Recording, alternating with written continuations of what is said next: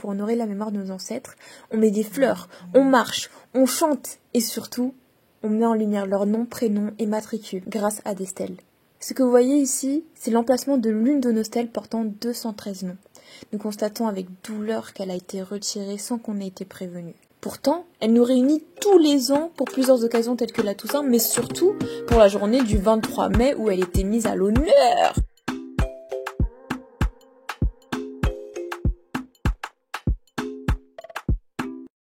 Symboliquement, on le vit comme une déportation supplémentaire qu'on leur fait subir et un déchirement à nous, leur famille. Nous espérons les retrouver pour le 23 mai 2024. Nous attendons des réponses de la mairie, mais si vous êtes touchés par ces situations ou que vous la comprenez, nous comptons sur vous pour nous soutenir et être présents avec nous. Je voulais dire une chose extrêmement importante. Depuis que j'ai 4 ans, je sais que j'ai des aïeux qui sont sortis d'Afrique, qui ont été mis en esclavage. Mon père a connu les 2 derniers fils de cet Africain déporté.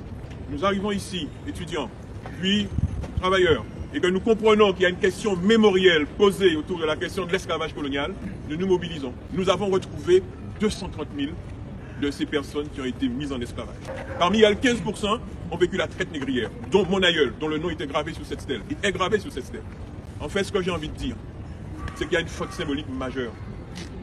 Il faut qu'on comprenne ça. C'est pas que les gens sont mauvais ou pas mauvais, c'est que dans notre pays, la France, la question de la mémoire de l'esclavage colonial pose problème.